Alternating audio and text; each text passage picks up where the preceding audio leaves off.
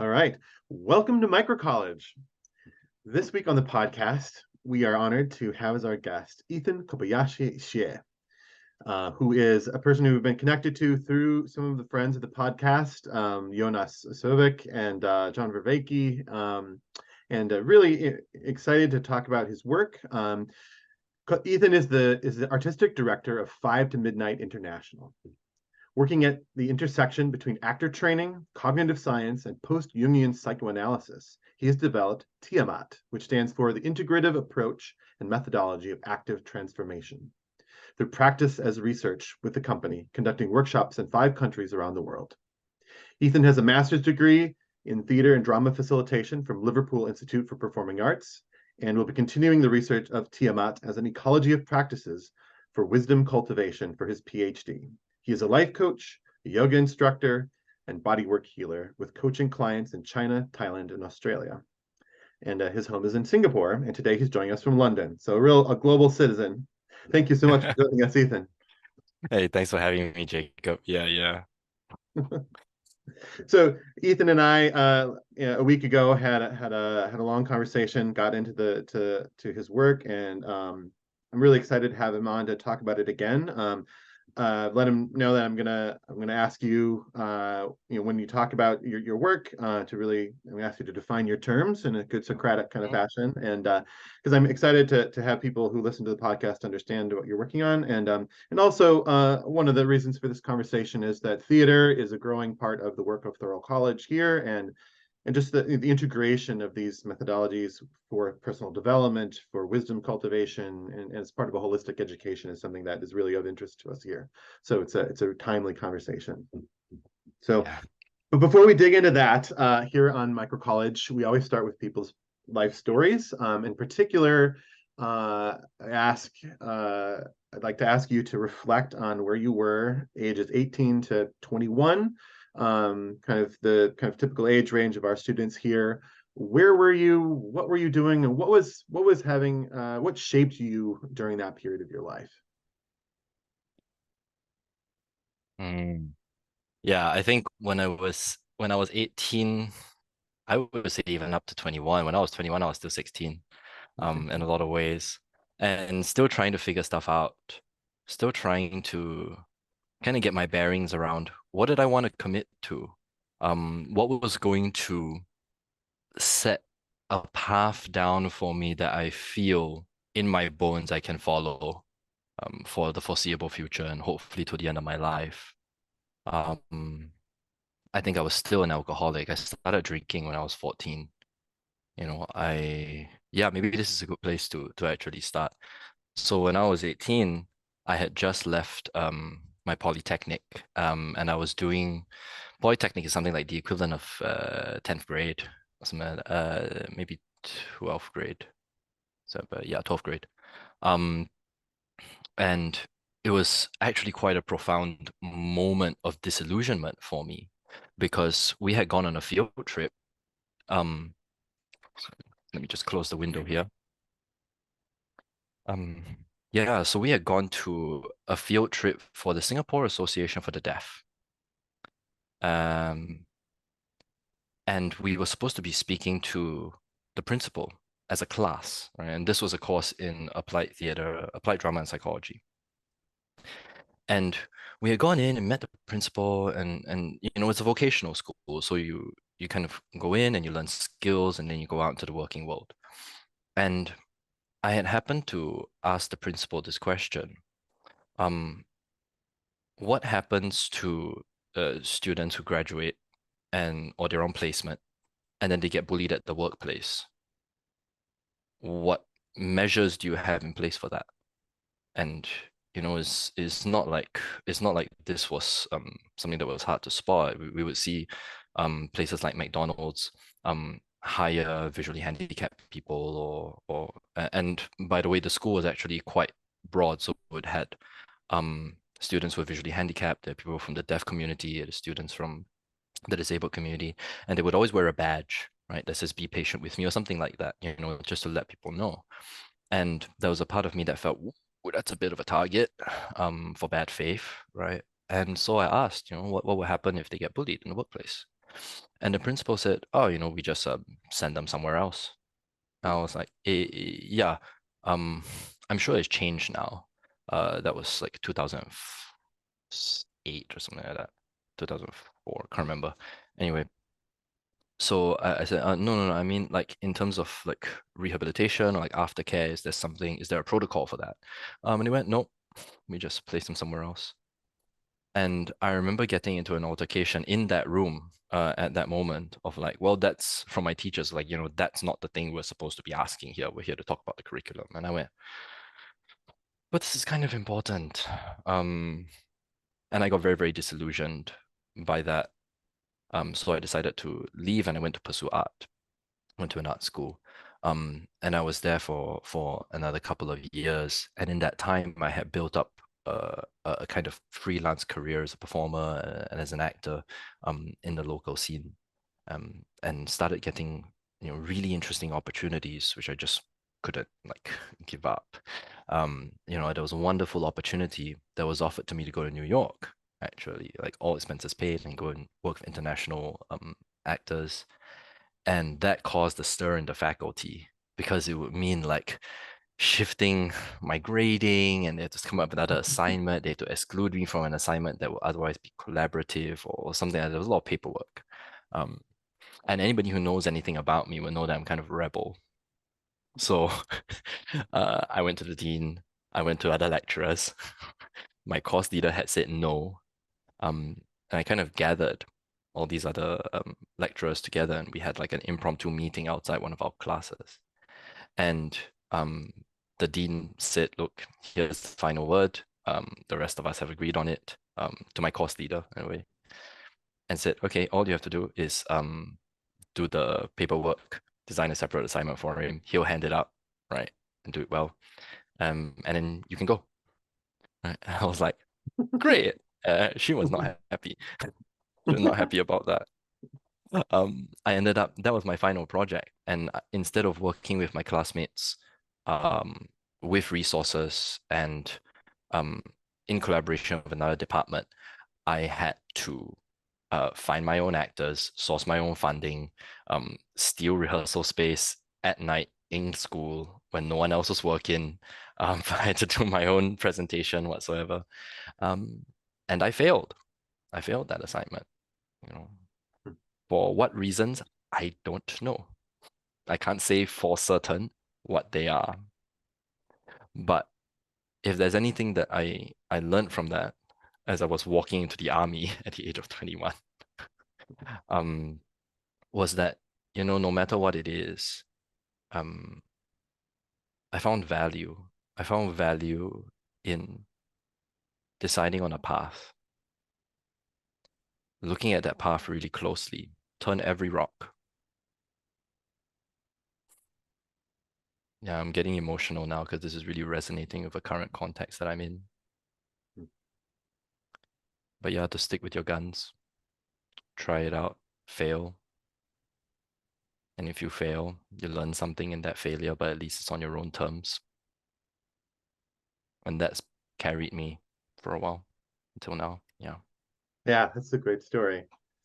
Yeah, I reflected that in my own life, I did theater throughout high school and a little bit in college as well, and it is certainly one of the most influential parts of experiences in my life, and certainly informs my work as a teacher. And maybe you can talk about that. I mean, what does acting, what does the theater do uniquely that other activities cannot do in terms of development and yeah, the sort of things that you're talking about, wisdom development, things like that. Ah, I love this question. Um, because I attempted to do this. I attempted to actually lay down a definition for what performance is in cognitive science terms for my master's thesis. So far, I haven't heard too much backlash on it, so I'll take it that it's good enough for me to share. Um, but maybe I'll preface this with an example. So if I have to play someone that's drunk, right, it's not enough for me to know um, what drunk people, how drunk people walk, right? It's not enough for me to know the mechanics of addiction to alcohol. It's not enough for me to know what alcohol does in the brain, how long I've been drinking, etc., etc. It's like this is all like propositional knowledge, which is great for setting up the world of the play, and communicating with other people. I can tell other people my character has had an alcohol problem for 30 years.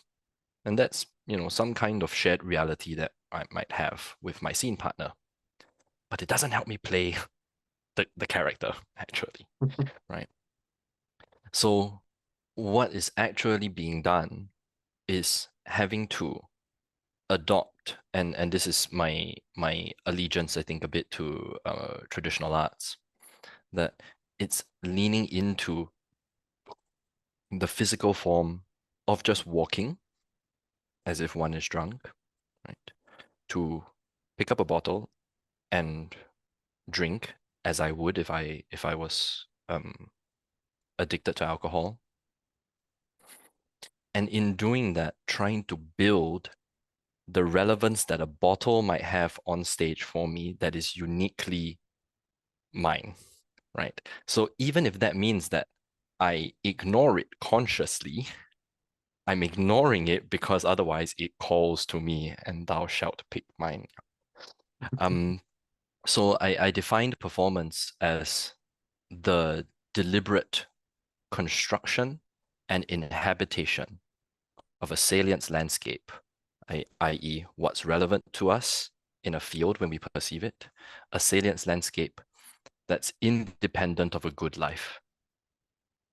It's not aligned to human betterment. It can't be in most cases, right? Because independence of a good life means there's dramatic tension, there's conflict. It's exciting to watch, right? If everybody's a sage on stage, it's not the best show in the world, Even if one character were that everybody else around them is also flawed in some way, is what makes that one really like good with the capital G character impactful to the story.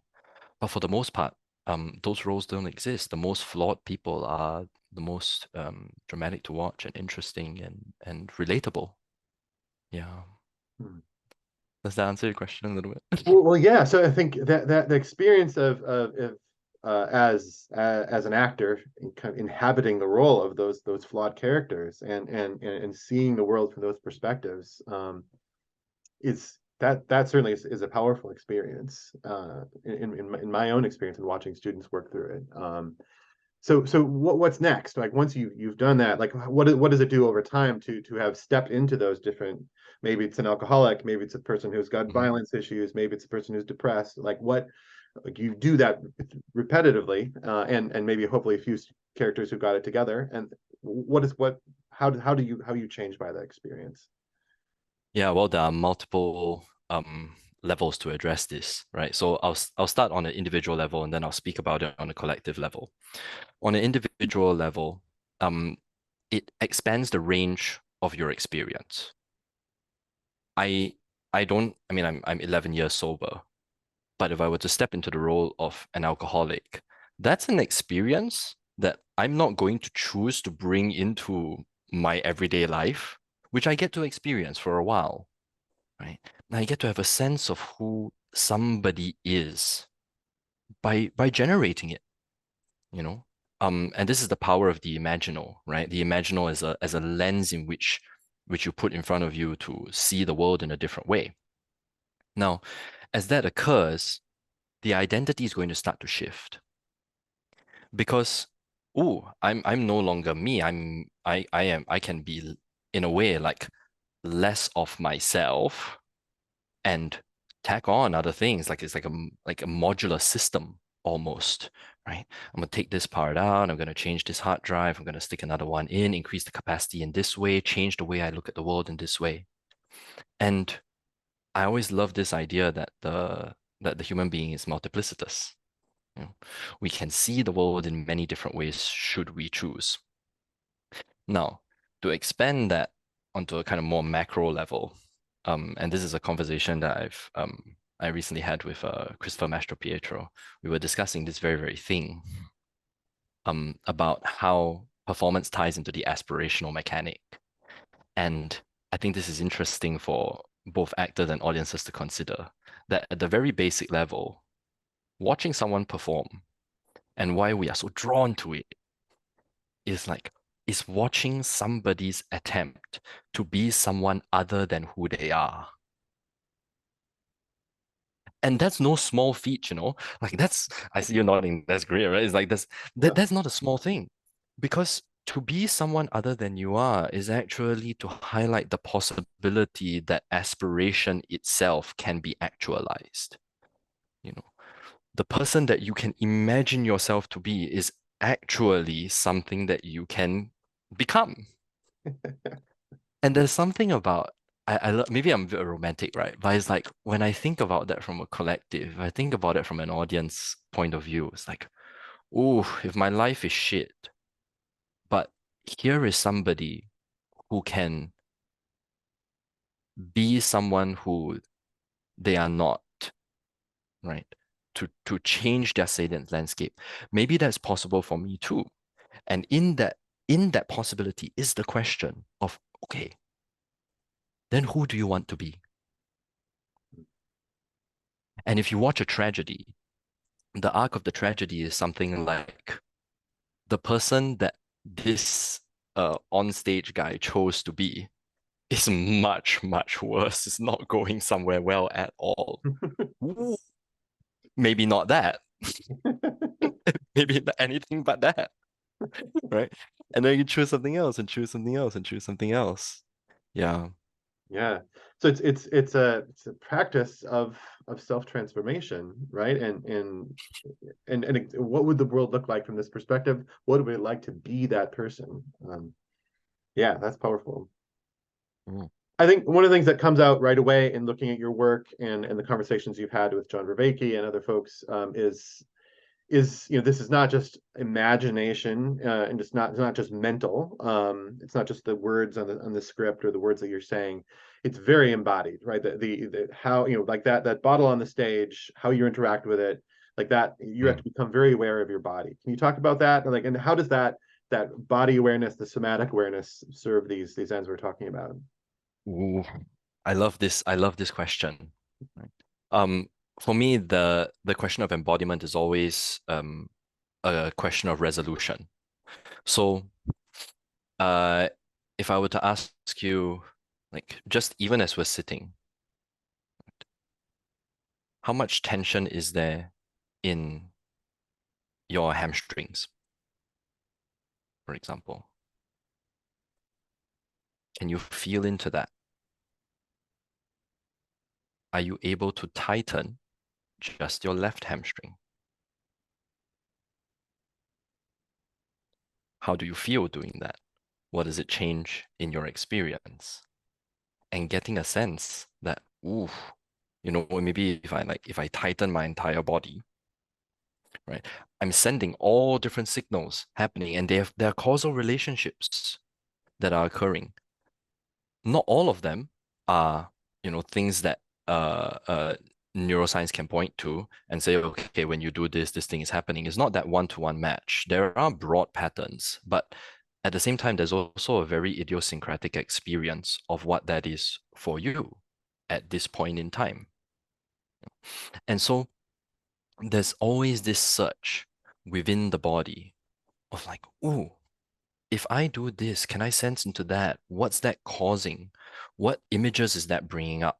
Right. And I don't mean visual images. I mean like also things like memories, association. Um, how do you sense into that? How do you sense that if I tense this, maybe the other thing somehow unconsciously like, ooh, like breaks up or loosens open. And so when I talk about like a sense of somatic awareness, I mean it more in a sense of how what's the word? How detailed of an operation manual of your own experience can you write? Hmm. And to have mastery of that. Um, I know how to I know how to tighten certain points of my muscles and my body so that I can cry. And I can track that mechanic around like how it causes a tremble in my voice. And I can adjust my breathing and rate of speech until something comes. And when it does come, I'm going to allow it and like lean a little bit more into what the association is or why, and allow that over time to be motivated by something that is occurring in a text or something that's happening on stage. Yeah. Hmm. Beautiful. Thanks for the demonstration there. All right.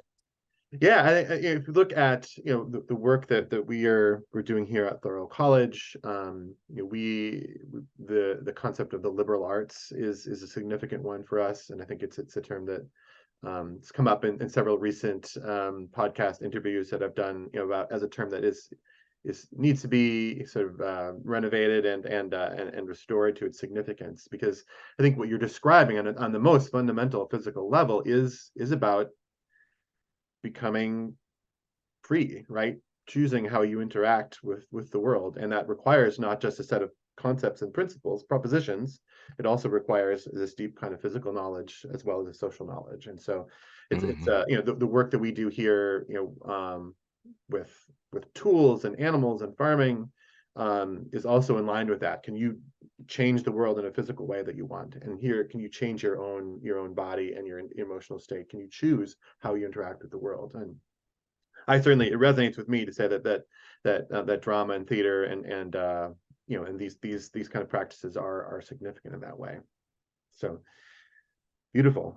So I'm wondering, maybe if we can go to talk about Tiamat, and I'm going to ask you Mm. to tell a little bit of the story of where that comes from in your biography. But before that, I wanted to ask you a question that I didn't ask you when we spoke last, which was about this name, Tiamat.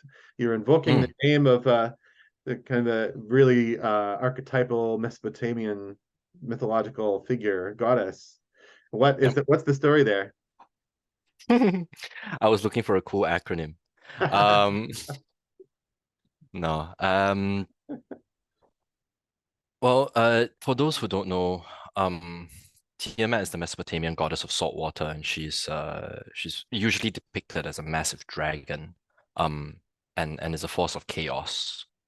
And for me, I think like I I don't mean this in like a self-aggrandizing way, but there's something very poetic about that, where I think especially in the globalization of the world over the past 200 years or something, um, there's a lot of order.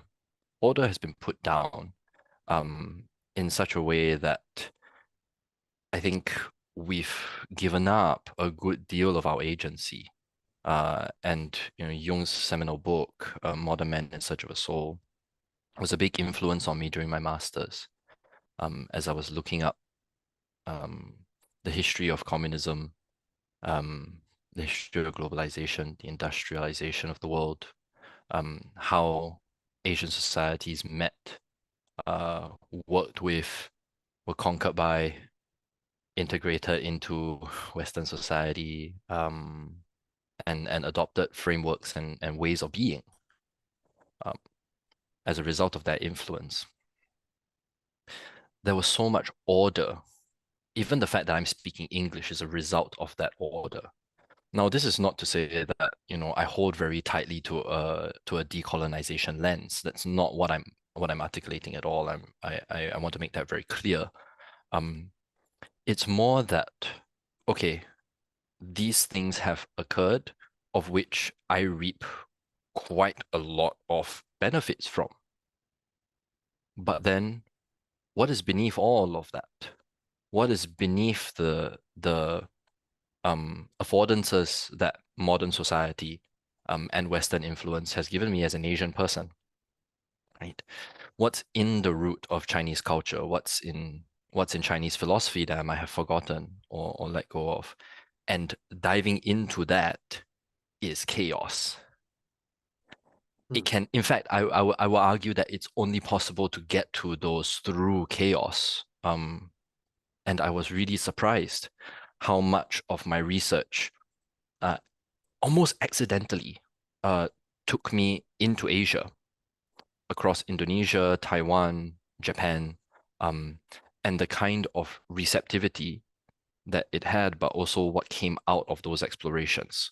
So this is where I can lean a little bit into the biography of it, if you don't mind, Sure. a little bit. Yeah. So it's very nice that I am in London as I tell this story, because my old drama school is just down the road. I used to go to a drama schools here, and I was studying acting, and my course was the most culturally diverse course ever. It was so fantastic. We had like Norwegian folks and French. We had French classmates, couple of French classmates. We had South Africans. There was a Malaysian guy. Um, there was me from Singapore. Uh, yeah, it was quite a right range of cultures. You know, with some folks that were Caribbean and then grew up in South London, and then so it was a really big mix. And then at the same time, we were being taught a wide range of techniques, mostly Stanislavski, Michael Chekhov, Linklater voice work, etc. And they all seem to be in service of, and this had to do with the curriculum, in service of a white middle class audience.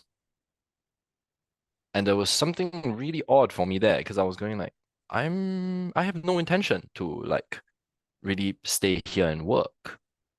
So I don't know why I'm learning to play to this audience. But then I kind of like let that go and I say, okay, you know what? Anyway, they're good techniques to have, right? Never know when I have to bust out a British accent, so like let's do that. But then, uh, and that one of the kind of like macro invitations of the course was that you learn a wide variety of techniques and then you integrate them into your own creative process. And I didn't know how to do that. The integration part was the weird bit, right? Because it's like I've got all of these cheeses, and it's like, well, I don't know, I'm supposed to put them all on a single like piece of bread and then make a grilled cheese sandwich. I don't know how it's gonna look, and like there was no mechanics for that.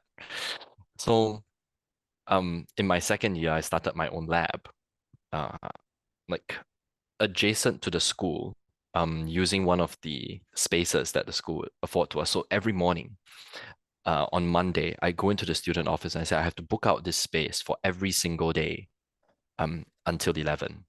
And so I will go to class at 8 o'clock in the morning, finish at 6, have 1 hour of dinner, and then I would work independently all the way till 11.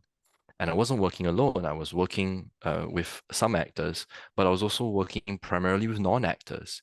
We had a Romanian rock musician, we had a Chinese biologist. Like it was really weird. With really eclectic group of people who had an interest and an enthusiasm, but no kind of formal technique.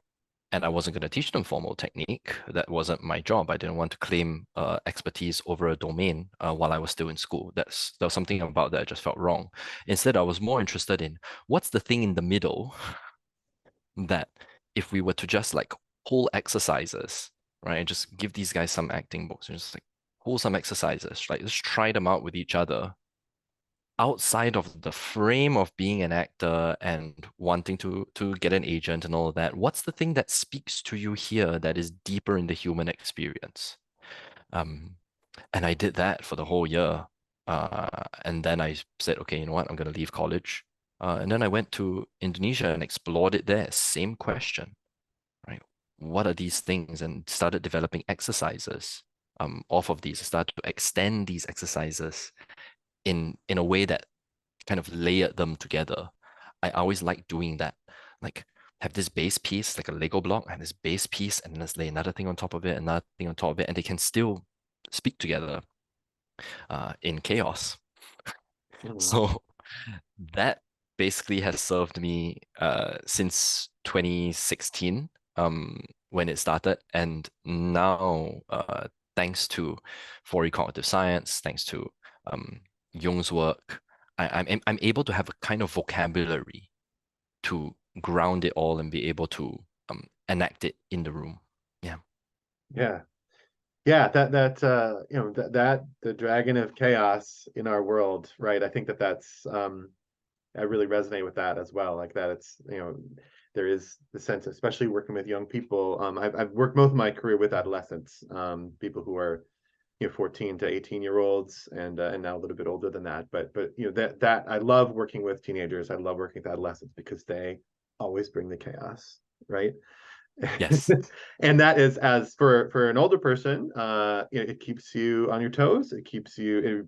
They're always bringing fresh ideas, and I really, one of the things that we've named ourselves after Henry David Thoreau, and and the civil disobedience and a little bit of a questioning of the order is built into what we're trying to do here, and to be an organization doing that is a special trick, right? Because you like to be Yeah. ordered and organize things.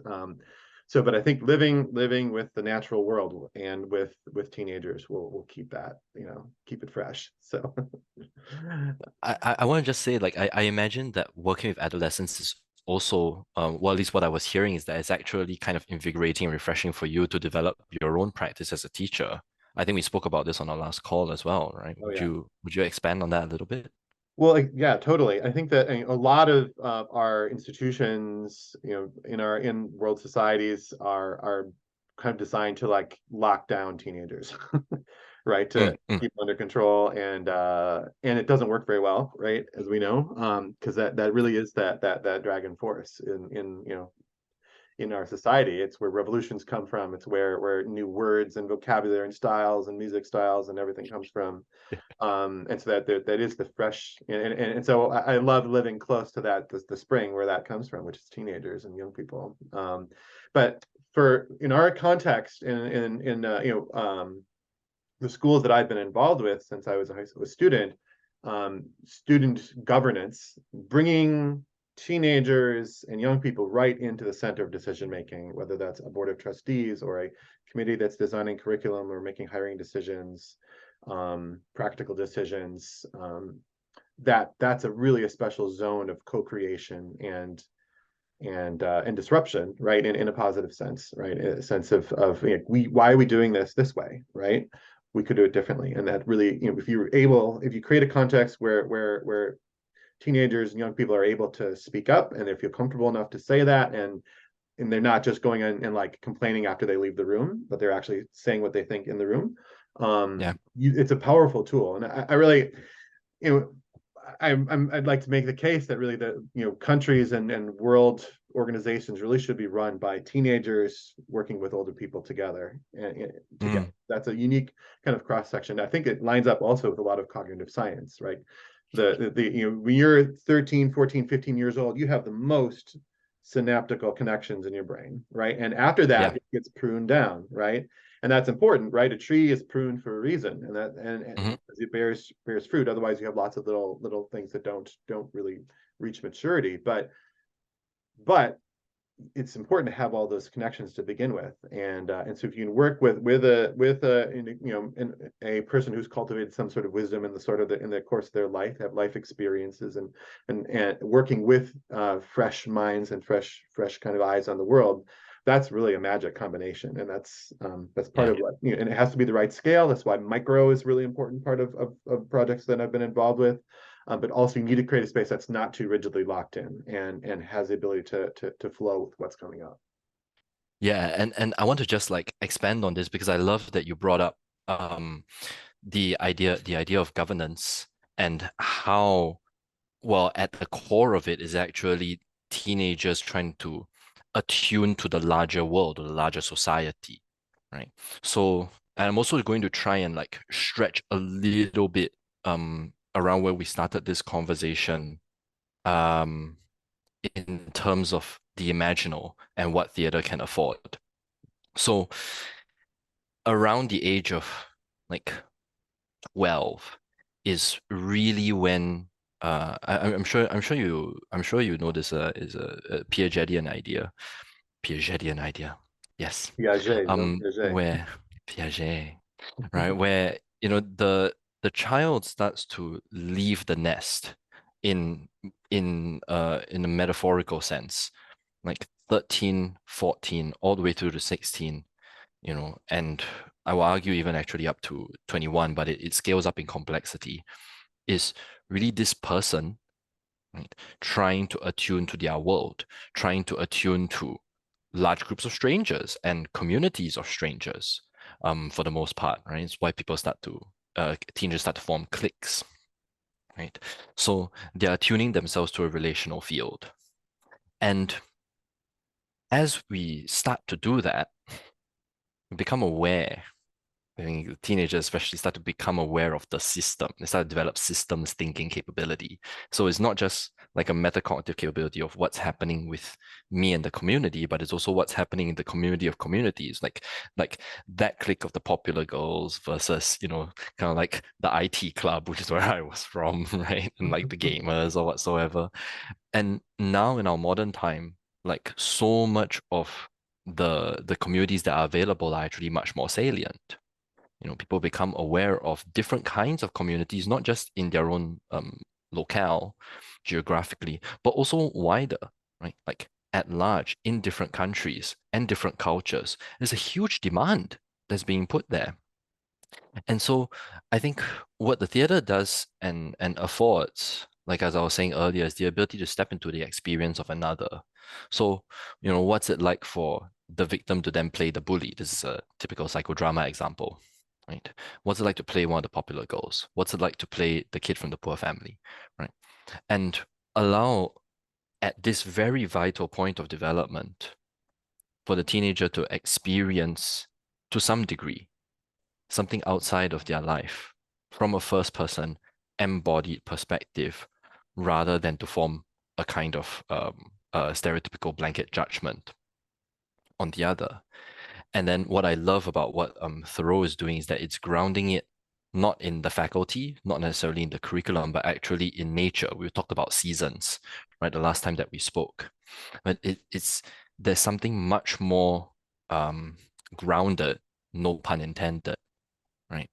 Like a common ground whereby, you know what, I don't care if you have an LV bag, right? Like you're putting plants in the ground. Right? And so even for a moment, right, in that experience of life, we're just people doing something. It doesn't matter what your background is when you plant corn, when you plant a pumpkin, or pumpkins tend to grow everywhere. But right. But you know what I mean? Like in that domain, who you are don't matter. What you're wearing don't matter. What car you drive don't matter. And I think that's important. That's an important skill to develop. And what I've seen, like very, very hopefully, like like young people who are, 20, 23, 24, 25. Man, some of these guys know stuff that I don't about how to work tech and AI, and they can do like marketing collateral for me in like half an hour. Um, but they can also understand the kind of stuff that I write, and they ask really exciting questions, really interesting questions. Um, and I'm constantly bowled over by the younger generation. In fact, I would dare say that I'm most of the time more impressed than disappointed. Mm. Yeah. Yeah, I think that is something I try to share with everyone I talk to. I mean, the young people are, yeah, they're they're good people to get to know. Because you hear people, generational kind of trash talking, all the time, and that's an ancient thing, right? I think, but Yeah, there, I think, are forces in our society which like try to exploit that division among other divisions, right? Is yeah, the millennials, the Gen Zers, the those kind hmm of the boomers, like there's a way that is really working against the possibility of intergenerational learning and collaboration. That is it's certainly part of the project here is bringing different age groups together, because there are yeah, gifts that are brought by people when they grow up, but also just the phase of life and in the path of development. That's every traditional society has understood, right? That there's you got to have the elders, you got to have the young warriors, and you got to have the people all different phases of life. yeah. And speaking to each other, Yeah. like in deep contact with each other, not just like through dialogue or we're talking or whatsoever, but no, like really making, like socially impacting each other. Not in the sense of like, oh, we're raising awareness for this, or we're going to make a protest, but no, I'm talking about like impact on the level of social contact. You know, what are the things that, um, a 16-year-old might say to their grandmother, right? How does that impact her, right? How does what she say impact the 16-year-old? What's happening in that exchange? So powerful, actually. Right. I mean, you use the phrase wisdom cultivation, and that's just the from time immemorial. That's where wisdom cultivation happens. Those types of conversations. Uh, yeah. So Tiamat, you've got sort of four pillars, four Mm. kind of areas that you're working on there, and I'd like you to just methodically and clearly explain those, so that listeners can understand what the components here are. Sure.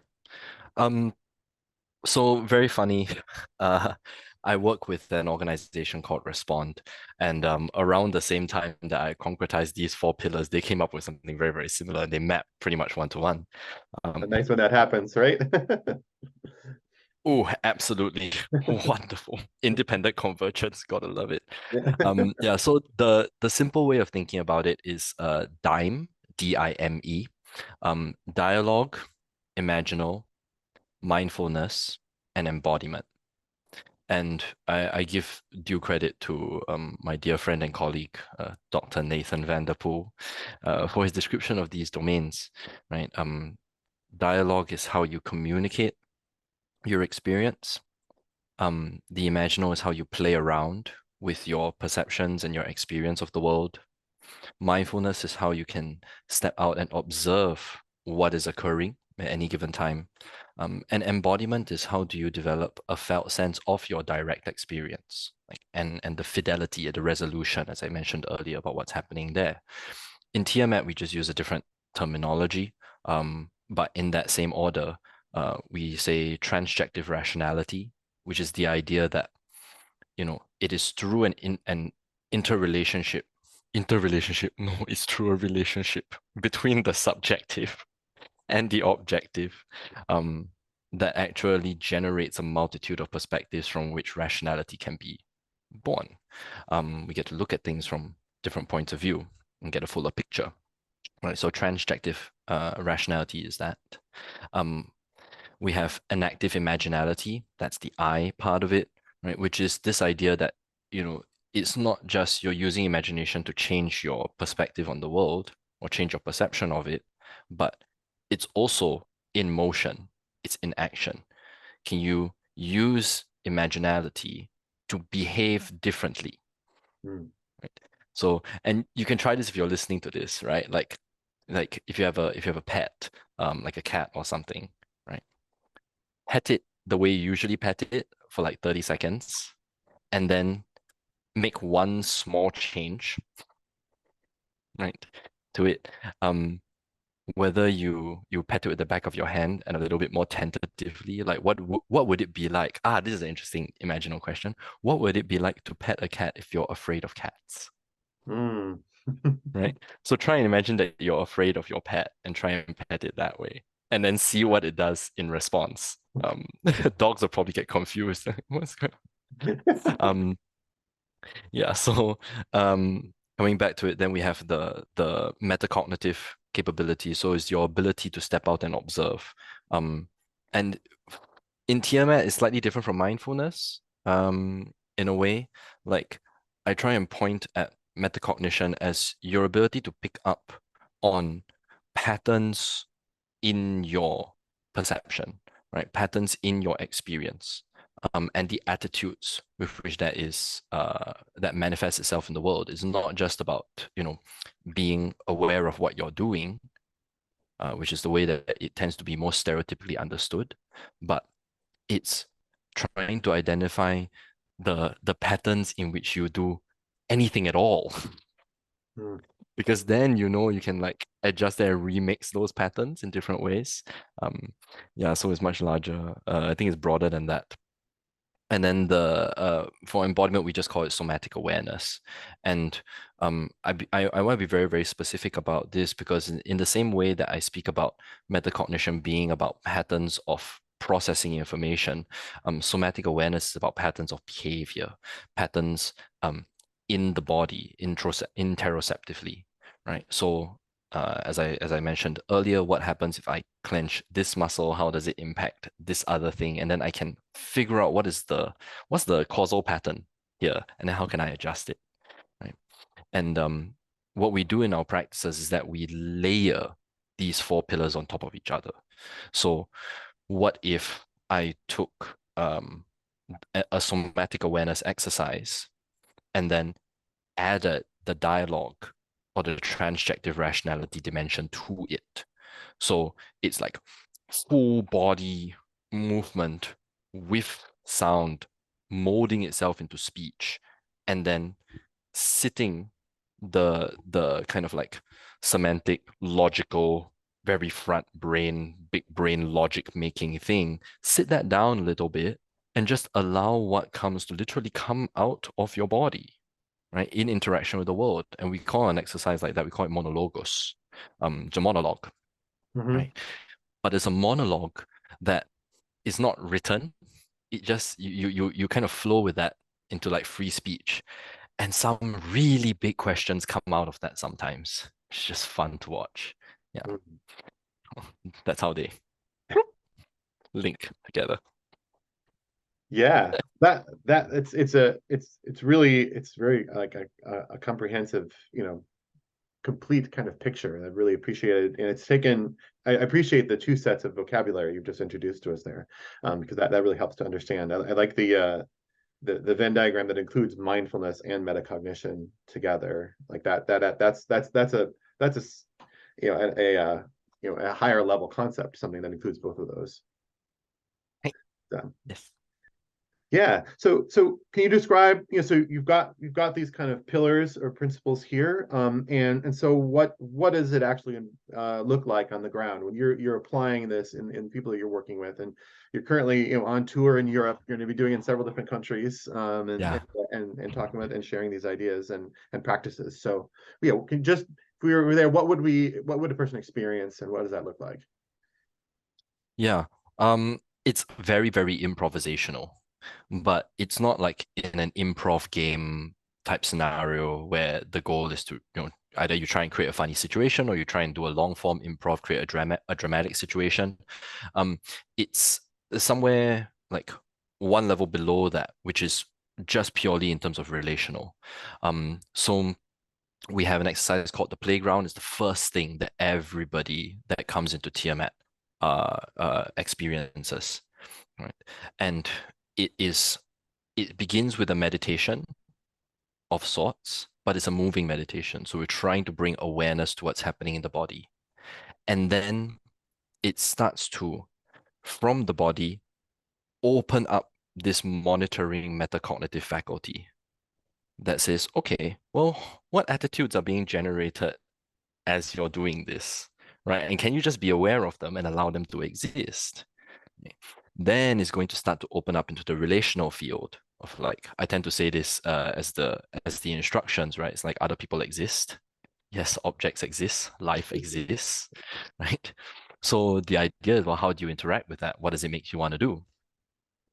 And it starts to work the impulses that arise when you just like see somebody, or you become aware of their gaze in a certain way, you know, or the way that they touch you, or the way that they don't touch you, maybe. And there's something in that particular relational contact which evolves into something that's unique to only that interaction. Sometimes it's a game, sometimes it's wrestling, sometimes it's like you're just jumping up and down for no reason and you don't know why, but it feels like it's right to do. Like that seems to be the thing that emerges out of that. And so fundamentally, it's really training in your impulses to tune into relationships, what's developing. And then as we start to progress through the tiers, we divide TIAMAT into tier one, tier two, tier three. Um, Other practices, like other exercises within the TIAMAT ecology, get laced in. So animal forms really build up like your strength, right? Fine-tuning that into the anatomy, right? How do you, because it's drawn on calisthenics and yoga, so it's going to get you strong, but at the same time, a recent development, this is thanks to John Vervaeke, is that it also starts to bring the metacognitive attention to a higher level of awareness, not just of like, what is this exercise, but there's a challenge there as you're doing it. Like say cat form brings awareness to um uh I feel like I want to change this vocabulary, but it's I'll lean into it for now. In the current iteration, cat form leans into IDOS, so it's like the structural functional organization of the thing. And so the challenge is I can improvise within the form, but to what extent do I improvise within it until it's no longer the thing? Like I'm not doing that thing anymore, and then I have to kind of like dial it back. So it's trying to bring your awareness to that. But at the same time as you're doing that, you're exploring and you're building up the strength to be able to do all these like physical things. Then, the next day, or you do it for a week, then you bring it back into the playground. And then suddenly your body moves in a different way. The things that can be afforded to you are different. Right? Then when you lay that in with the meditation practices or the contemplation practices or the voice work, and especially in the dialogue practice, that's going to change the relationships. Right? I might not like you when I first meet you, but after a week of like TIAMAT tier one, and we get really into deep relationship with each other, I'm going to meet you in the playground in a different way, you know. And so it's trying to keep that complexity opening. Hmm. I hope that's. I never like explaining this stuff propositionally, but I hope that's clear. Yeah, I think it's worthwhile trying to do. Although I think I understand that it's inherently difficult. And I think there was a lot of clarity there. I think one of the things that's coming up for me is that there is in this kind of layered kind of approach to reality, a lot of these there's assumed to be down deep there is a self, right? There is the self to know thyself, um, that the you that wants to do has a sense you should do something, whether it's a simple movement or should go into a particular profession or career and move to a particular place. Some of these things that people are formally thinking about, let's say when they're going to college, or pursuing education. Where does that I feel like I want to, or I need to, or I'm called to vocation? Where that comes from? And then the relationship between the kind of capacities that you're developing in all the things that we're talking about to actually change who you are at, or at least on a Mm. formal level, right? There's a lot that is volitional that you can change, you can form in the service of something that is more fundamental. Does that make sense? Yes, yes, yes. Is that how you understand something like that is what you're helping people to do? Mm, what a juicy question. I think for some people, yes, and for some people, no. Um, yeah, I often say that like TMAT is not for everybody. I designed it specifically for actors, and now it might have a more general application. That's what this tour is for me to really get a sense of how does it land with non-actors. Um, Even though it's very much part of the DNA of the thing, I don't want to make that assumption that it does, because and the difference is kind of in the context, right? We talked about volition. Um, Actors voluntarily want to experiment with this process of self-making, right?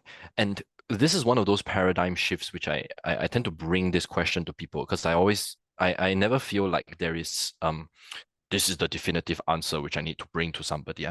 It's more of a question of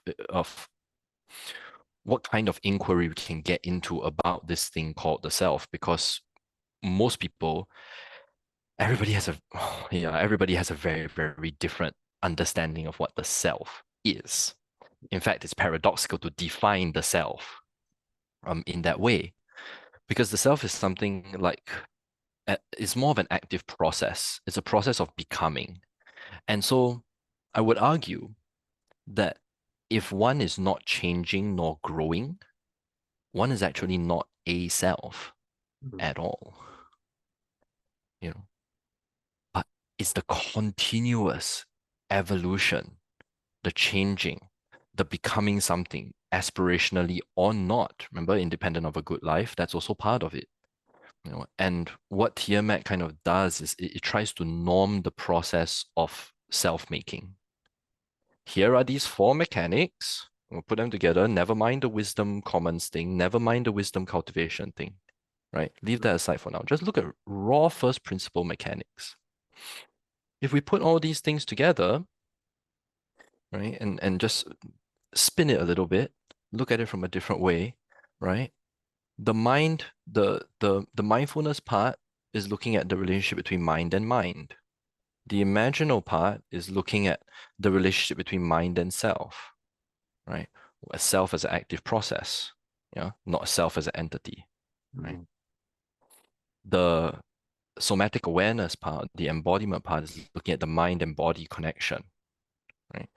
This is the only time where you hear me invoke something like a Cartesian duality, right? But it's something like direct experience, right? And then you know the dialogical, which is the self and which is the mind and other, you know, the way that you do all these things. And of course, then the feedback is like, well, yeah, but mind is in all of those things, right? It's like mind is it seems to be the common denominator, isn't that like contradictory? And it's like it's contradictory in explanation. It's in the enaction of it that actually you realize that that graphic is actually kind of wrong. It's not an accurate representation because the embodiment thing actually covers all other three. You have to talk with your body. Mhm. This is a physical movement, right? What I'm doing. Yeah. Even this is a Even when physical movement. yeah, exactly. Exactly. Right. And even like now, we are in a conversation, right? I'm aware that there's a camera looking here. So I am forced to be made aware of the image that I'm projecting here. And how do I want to shift and play around with that? The imaginal is taking up a large part of that domain, you know? How do I want to be seen? Right? Not just by you, but again, invoking like 16-year-old somebody who might be watching this podcast 5 years down the road. What do I want them to pick up? You know? And see, so the mindfulness aspect is also all there. It's just that I can't draw it that way, otherwise it'd just be one big circle. Right. But I think you get what I mean by like the paradox of it. Yeah, yeah. And so when we start to get to this place, then I'm trying to get to the point that the self-making process is something that encompasses all of these domains and is trying to get people to be just a little bit more aware of how fundamental these principles and processes are in the construction of a self. Where you want to go with that, what constraints you put on those in terms of your character development or your vocation, that one's up to you, bro. Right? But I will argue, you know, at least what I've seen is that people who engage with TIAMAT tend to have a much clearer picture, right, of like where do I want to go and why and how to get there. Mm. One thing that's a thought that's coming up for me is that some of the most powerful experiences that I've had as an actor, as a person helping to stage productions, is the communal and group aspect of being part of a cast or a troupe. And if you look, deeply into the history of theater, these are community experiences. They are communal, catharsis experiences, or satirical experiences, or they're experienced together, both by the people staging and also by an audience, by community people supporting it. So all of this self-development, self-work, how does it interact with that aspect of the theater and the sense that it is a communal activity? Oh, wow. You got good questions here. I'm gonna slow down and think about this. Yeah. Hmm. There are multiple ways to tackle this question. I can think of three. One is from the performer's perspective, one is from the audience's perspective, and the other one is from, it's not really objective because it's still me thinking about it, but I think in terms of their relationship. Um, I've spoken a little bit about the actor's perspective in a sense that they become more self-aware that aspiration is possible. The collective can justify that that is indeed possible, and then it reflects back and they take on that question of like, who do I want to be by proxy of watching somebody do that. So I'm going to privilege this third perspective slightly more, and this is more of a theoretical framing, which I speak about quite a lot. We begin with the text, and the text is whatever that is observable that is occurring. So, like Hamlet is a text. That thing doesn't change very much. An actor steps on, right, and they say the words, right? To be or not to be, that is the question, da da da da da. That thing ain't gonna go anywhere. But then it's also in relationship with something else, the personal, the subtext, that subjective individual interpretation of that thing, right? Mm-hmm. And if I were to go like to be or not to be, that is the question. Whether it is nobler in the mind to suffer the slings and arrows of outrageous fortune, da da da da da. It's a very different feeling from to be or not to be. That is the question. Whether it is nobler in the mind to suffer the slings and arrows of outrageous fortune or to da da da da da. Shifting the accent is a very different subjective experience, and it draws up different things, Mm-hmm. right? So, like, even just then, if I do it in an American accent, for some reason I'm thinking about TikTok. But if I do it in a Singaporean accent, it brings me back to my childhood. Neither one of those things are good or bad or better than the other, right? And why is that? Because they are going to exist in relationship to a context, right? Where does it sit in space, in time, in culture, in relation to the society that I'm in, right? If I'm going to be playing a show in Connecticut, doing it in a Singaporean accent could work as an interesting artistic choice. No one's going to say no to that. But then, there is the question of like the context of being Asian in America, right? What does that implicate? What does that imply? You know, and so there's these three domains. Maybe I have a foot. Yeah. Okay. So the text doesn't change. It's in relationship to the context and the subtext. You sure? So what's happening for an audience, ideally for me, so maybe the audience is like here. Okay, I'll look at the audience. All right. So what we want to see, Talk about embodiment. Good job. I'm trying. Form follows function. Okay.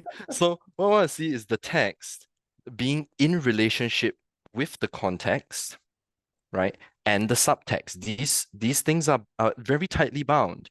And we see this in something like Black Panther, for example, right? Whether it's, in my opinion, the first one did a better job, right? Where you can see that in the cast is a very, very deeply embodied cultural significance, but they're also very much aware of what the film itself does for the wider culture on that scale.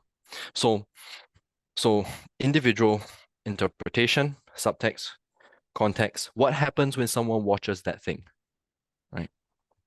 You can imagine a through line that like goes from here to there. It's a transtextual line. There is something about the experience of it which is beyond the actor, beyond the society, beyond the words on the page. And I know that there's a transtextuality is a word from I think a French literary critic whose name escapes me at the moment. Which actually I did not refer to him at all, but then when I did see his work, it did make sense. But I'm speaking more as like on the like as a phenomenological experience. The experience of transtextuality is something like when you feel that this particular utterance from this particular actor at this particular time means something to me. That moment, which like takes you in. And if everybody in the audience feels that, that's something special. That's like suddenly that one thing is relevant. And if you've ever seen really good performances of Tomorrow and Tomorrow and Tomorrow, Macbeth, right? Like that piece speaks about death for me, lah, right? Speaks about death, regret, you know, the kind of fatalism, which I think is very, very prevalent nowadays, Mm. you know. And it's really odd because even in something like that, which is a very like Tomorrow and Tomorrow and Tomorrow is a beautiful representation of the kind of fatalistic attitude that I see in our modern time. It being represented in that way allows us to step outside and take a look at that. It's not just like, oh, I feel fatalistic. It's like, no, okay, wow, that's amazing. What is that? That's the affordance that the theater does. Yeah, that's what it Right? looks like to live in fatalism. Right. Yeah, yeah. Yes. And then you watch what happens to Macbeth at the end of the play, and you go, aha, maybe that's not something I want to be. Mm. Yes. An earlier podcast, we did an interview with the person who now has become a real partner of Thoreau College, Willie Jones III, who has helped us to stage a Shakespeare festival here on our campus. And I asked him in the podcast, who's your favorite character to play, or like what's which of these many amazing personalities that Shakespeare created? And he said Richard III. So getting and so to be in that, just the most villainous kind of person you can imagine and embody that, and then being able to put that on stage and say, what is that? What's the backstory there? How, what, exactly what you were saying at the beginning, that Mm. separate from the good life, right? Um, Yes. and being able to have that represented on stage is yeah, going back to the question, it is a great service to a community to to make that manifest and have an opportunity to be observed and thought through. Yes. But also the demand on the actor is a lot because, you got to go on and do that thing. At the same time, you're observing it and then have to unpack it later. Like I think I wrote this in one of my master's papers for an assignment. I said that actors have to be priest and sacrificial lamb at the same time. And we've killed the priest, but the lamb still has to die. So what's gonna happen? We've lost the kind of distance required to be able to look at that. And part of that has to do with, I think, I mean, I'm not blaming the film industry at all. I'm a huge film buff, but having access to so many movies and stories on demand, like with Netflix and Disney Plus and whatever platform that you have in all kinds of different languages, can at once be a boon and a curse. Because the boon is that, you get to experience things from everywhere, right? American kids love Japanese anime as much as I do. And I'm like, wow, and when I talk to American teenagers, I find that connection really like interesting, right? Mhm. And enjoyable. But at the same time, I have questions about like, ooh, are y'all integrating what's actually being spoken about there? Maybe you shouldn't binge watch the entire season at one go, right? Give yourself a little bit of space and think Walking about it. out of the theater is an important experience too. Yeah, Yes, you have to leave at some point. yeah, yeah. That's really true. That I haven't thought about that, but certainly this binging is a there's a the breath is missing there between those things. Hmm. Hmm. Well, this is beautiful, Ethan. I think that I'd like it to call, to draw this conversation to a conclusion and set a marker, and then we need to pick this up again at another point. I guess I'd like to conclude with, I mean, Yeah, I wonder if you have any thoughts about the integration of these techniques into a broader curriculum, into, let's say, what we're doing here at Thoreau College, or in a university context or a high school context, where you're also studying, math and science and other things. What is the role of this within that kind of education?